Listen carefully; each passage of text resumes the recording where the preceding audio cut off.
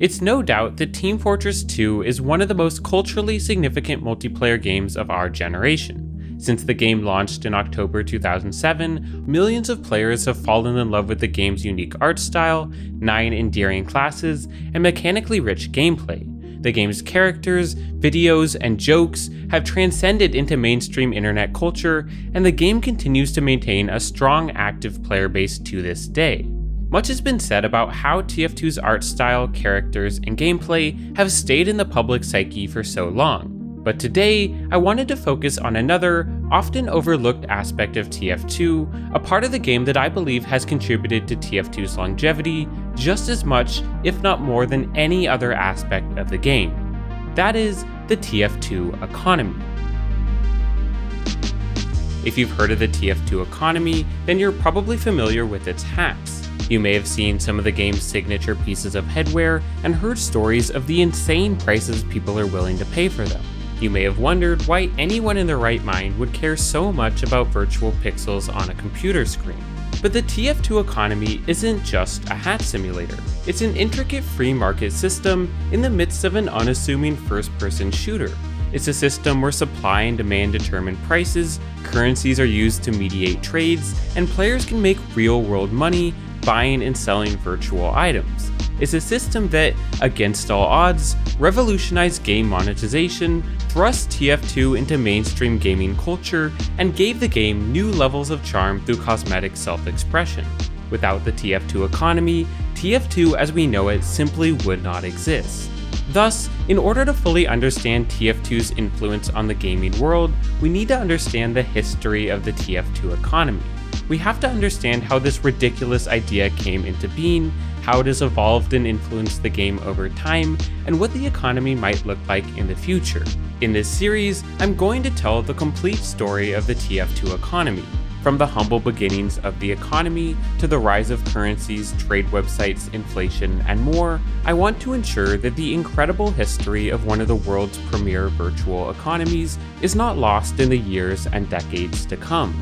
Whether you're a TF2 trading veteran, a casual player of the game, or even someone who has never heard of TF2 or the in-game economy at all, I hope that you'll find this deep dive into one of TF2's most fascinating rabbit holes as interesting as I do. Without further ado, let's get right on into it.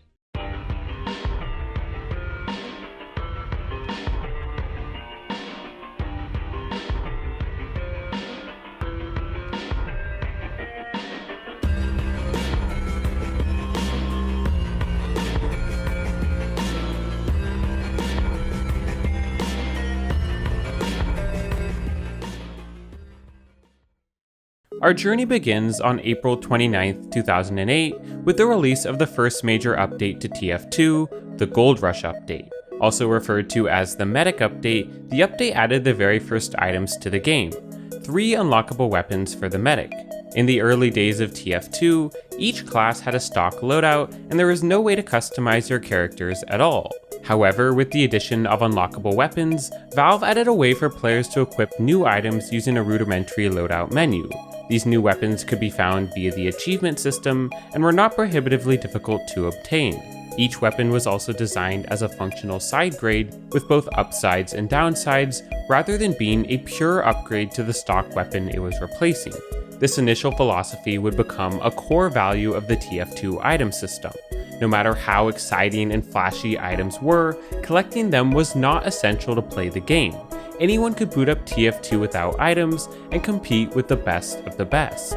Based on the same framework as the Medic update, the Pyro, Heavy, and Scout updates arrived in June 2008, August 2008, and February 2009 respectively, each introducing 3 new unlockable weapons. But just as players begun to speculate on what class would get weapons in the next update, Valve had already set their eyes on an entirely new kind of item that would go on to define TF2 for years, if not decades to come: hats.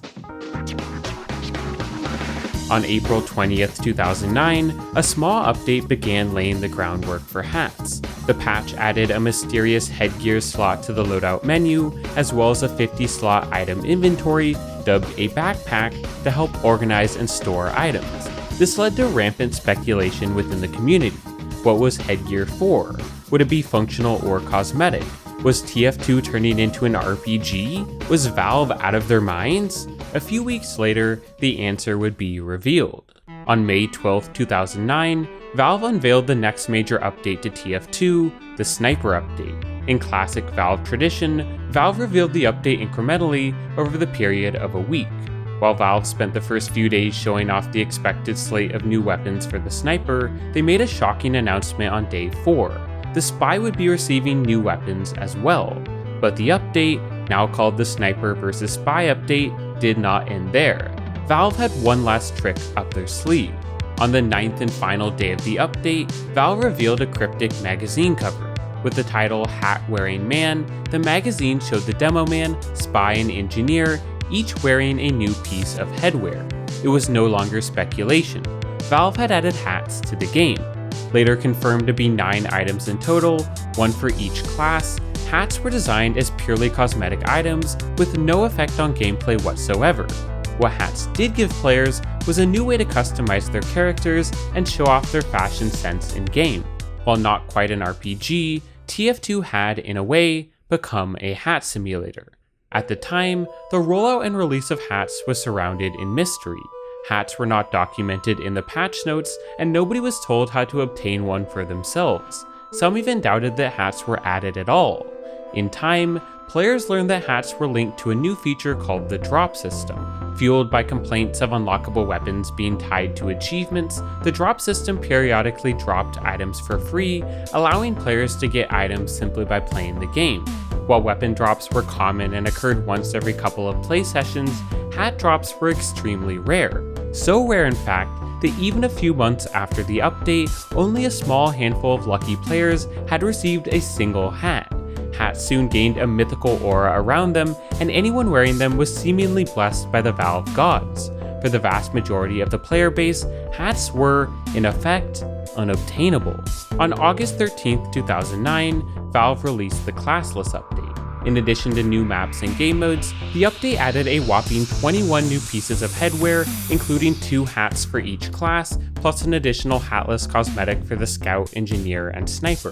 The update also added a new MISC item slot to the loadout menu, setting the stage for future cosmetics that could be worn in addition to hats. With more hats in the game, many hoped they might finally be able to get a hat for themselves.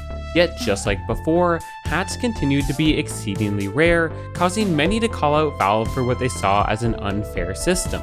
You couldn't just market a cool new type of item and then prevent anyone from realistically obtaining them. Faced with the typical silence from Valve, players turned to a new strategy to obtain hats: idling. Players would open TF2, join a dedicated idling server, and leave the game open for as long as possible to try and maximize their chance of getting a hat from the drop system. Some players even took it a step further and downloaded third-party clients that faked in-game playtime without ever launching TF2. The war on hats had officially begun. On September 2, 2009, Valve responded to the community, but not in the way that many were expecting. In a short blog post, Valve came down harshly on players for using third-party clients, going so far as to remove all items from inventories gained using these programs. In the future, they claimed they'd enforce a quote zero tolerance policy against any programs that manipulated the item system. In another unexpected move, Valve gave a reward to those who took the quote moral high ground and refrained from using third-party idling programs. In the days ahead, these players would receive a brand new hat, the Cheater's Lament, the very first hat that could be worn on all 9 classes. Valve also claimed to have increased the drop rate on hats, quote, significantly, and assured players that in time, there would be more systems in place for players to obtain the fancy hats they so desired. While hats continued to be rare for the time being, many players were simply happy enough to get a free hat from Valve. October brought forth the Haunted Halloween Special, the first of what would become a series of annual Halloween updates. Although the update was fairly modest in size, the patch featured an all-class hat called the Ghastly Gibbous, which quickly became the highlight of the update. Given to any player who dominated someone wearing the hat, the Ghastly Gibbous was incredibly easy to obtain, and it didn't take long for anyone who wanted the hat to get it. Because of its ubiquity, however, variations of the Gibbous would become an icon of newbiness for years to come. In November, Valve introduced the first ever promotional item, players who pre-ordered Left 4 Dead 2 received a Bill's hat, an all-class beret based on the hat worn by William Overbeck, one of the main characters of the franchise. The concept of promo items proved successful, and Valve would go on to release hundreds more over the better part of a decade. Before the year came to a close, Valve had one last update in store. On December 17, 2009, the War update arrived, bringing with it the class updates for the Soldier and the Demo Man. While the update itself didn't add any new hats, it introduced a system called crafting that allowed players to finally obtain hats for themselves. Ever since Valve added the drop system, duplicate weapons would pile up in players' inventories with no practical use. Crafting, however, allowed players to take unwanted items and craft them into new items that they didn't already have. This process was facilitated by a new kind of item called metal. Unlike weapons or hats, metal was confined to players' inventories and couldn't be equipped as an item. However, within the crafting system, metal could be used to craft almost any equipable item at the time and came in 3 different denominations. The smallest denomination was scrap metal, which could be crafted from 3 weapons from the same class. Next was reclaim metal, which could be made from 3 pieces of scrap metal. Finally, the largest denomination was refined metal, which could in turn be crafted from 3 pieces of reclaimed metal. If a player managed to reach 3 refined metal, they could craft a random hat. Hat crafting was extremely expensive, costing over 100 weapons and hours upon hours of playtime, but it presented the first system in which hats could realistically be obtained. With new hats in hand, players began to stop idolizing basic hats, bringing an end to the golden era of hats. But hats, as time would tell, were only the beginning.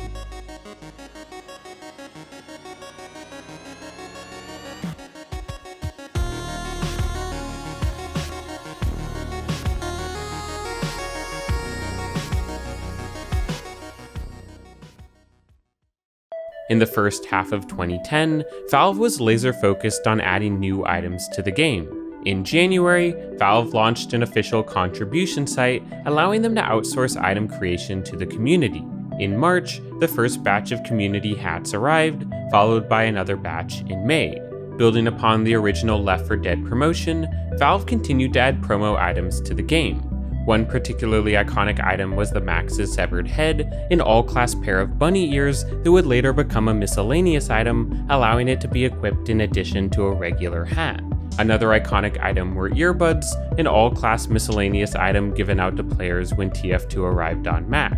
Although originally considered a sign of inexperience like the ghastly gibbous, earbuds, or buds for short, would go on to become one of the most coveted items in the game, taking on additional significance beyond simply being a cosmetic. The final class-specific update, the Engineer update, arrived in July. As big and exciting as the update was, TF2's future was uncertain. Very few games at the time lasted this long, and most speculated that TF2 updates would eventually stop, most likely after the final class update, at which point the next big game would take its place. The next update, however, would change everything. It would not only show Valve's commitment to the game for years to come, but it would create an entirely new way of interacting with the game, spawn a virtual item economy, and introduce a business model that would be emulated and refined by some of the biggest gaming companies in the future. That update, of course, was the Man Economy update. Released on September 30th, 2010, the Man Economy update was TF2's biggest update to date, focusing entirely on the in-game item system. In addition to more than 65 new items, including dozens of hats and weapons, and new items like paint cans and name tags, the update added 3 features that fundamentally changed the game. The first was the introduction of the Manco store. A radical idea at the time, the Manco store was an in-game shop where players could purchase items directly for real money. While the store gave players an easy way to obtain items outside of the drop system, many considered the Manco store to be egregiously expensive. Players had already spent money on the base game, so spending as much as $10 to $15 per item seemed outrageous. This sentiment was further compounded by the addition of item sets, collections of weapons and hats that granted a small gameplay bonus when equipped together. Because the only realistic way to get these bonuses was to buy expensive new items, item sets were borderline pay to win and contradicted Valve's initial item philosophy. item sets would remain largely unpopular, ultimately convincing Valve to remove set bonuses a few years later.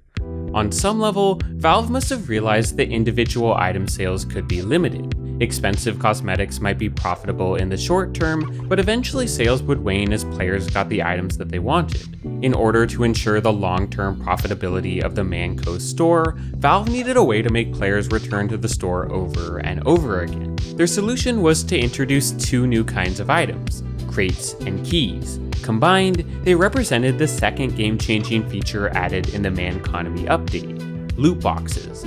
While the concept of randomized booster packs wasn't entirely new, TF2 was arguably the first online game to perfect it. Each crate contained a random item from a list of hats, weapons, or other items, and could only be unlocked with a key purchase from the Manco store for $2.50. While most of the time players would unbox a common and generally unexciting item, each player had a 1% chance of unboxing something truly rare and special, an unusual hat. At their core, unusual hats were simply premium versions of existing hats. In addition to being a piece of headwear, each unusual featured a particle effect that surrounded the hat. These effects could range from a circling heart or peace sign, a hat with falling confetti, or even a hat on fire. Introduced as a new quality of item, unusuals featured a special purple item border in-game, signifying that players had obtained a rare and exceptional item.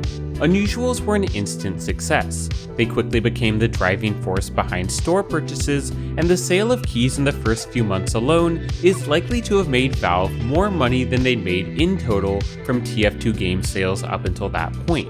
This was, in effect, the second hat craze of TF2, a craze that would continue for the rest of the game's lifespan. The third and final game-changing feature added in the Manconomy update was almost an afterthought in the eyes of players at the time, but to all those who came after, this would become the most defining part of the update. That is, the introduction of player-to-player trading. It's easy to forget, but prior to the Manconomy update, items were locked to specific accounts. Crafting may have made items in general easier to get, but it was still difficult to obtain specific sought-after items. In Valve's eyes, player-to-player trading was the perfect solution to this problem. If you and your friend each had a spare hat that you didn't want, you could simply trade with each other to each get new items that you wanted more. What Valve may not have expected, however, was how this innocuous little feature would go on to take on a life of its own. Although trading was rare in the beginning, it quickly picked up speed. Some players started out trading to get new weapons, others looked for crates to unbox. Still more sought out promo items that they missed out on. It didn't take long for trade messages to fill TF2's game servers, prompting many admins to restrict or outright ban trade discussion. But this didn't keep traders away. Instead, they created their own dedicated trade servers, giving traders a central place to buy, sell, and discuss items. In these early trade servers, the TF2 economy was unfolding. Players discovered that some items were rarer than others. Others realized they could buy an item from one person and then sell it for more to someone else. In its infancy, the TF2 economy was a perfect case study of economic systems. In the beginning, there was no standardized way to measure value, short of each player being happy with their side of the trade. While some trades worked out, many failed because neither party had the items that the other wanted. In economic terms, this was a barter economy. Players were forced to trade apples for oranges. The solution, of course, was the establishment of currencies. Without any sort of guidance from Valve, a basic system of currencies began to emerge. For most items, metal became the go-to currency. Metal was easily divisible and had intrinsic value in the crafting system, making it an obvious choice. Players also developed a standard notation for metal denominations based on their crafting recipes. Under this system, all amounts of metal were represented using refined metal, denoted as 1.00. The smaller forms of metal, reclaimed metal and scrap metal, were denoted as 0.33 and 0.11 respectively. With this in mind, a seller could ask for 2.44 refined metal, and buyers would instinctively know that this was 2 pieces of refined metal, 1 piece of reclaimed metal, and 1 piece of scrap metal. For more expensive items, keys became a secondary currency. Keys were a good choice because they were in demand for unboxing and were effectively anchored to their store price of $2.50, making them very stable. In many ways, keys were like the dollar bills of the economy, and metal was the cents. While the economy could have functioned with only 2 currencies, trading logistics dictated the need for a third. When the Manconomy update first came out, players couldn't trade more than 4 items at once in the in-game trade window. Although this was quickly increased to 8 items per player, TF2's most valuable items could sell for far more than 8 keys. In order to trade these expensive items, limited promos like Bill's hats and Max's severed heads were used instead. No item, however, would prove to be as popular as the earbuds. By mid-2011, buds had become the go-to high-tier currency, acting like the $20 bills of the economy. As more players learned how to trade, items developed generally accepted prices.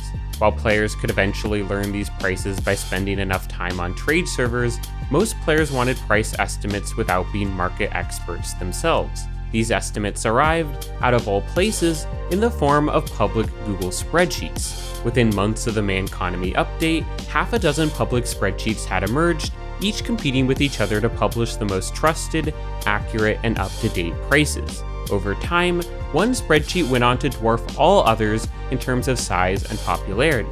This spreadsheet came to be known as the TF2 spreadsheet, and nearly every trade server linked to it as a guide for making fair trades. Early traders also helped coin a unique trading vocabulary.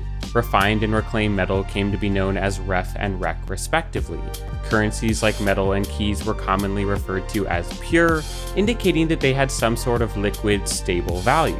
A clean item was an item that could be used in crafting, whereas a dirty item was one that had a crafting restriction on it. Overpay was a popular way to buy items without currency, where players would offer to pay more than an item's market value in order to entice the other seller.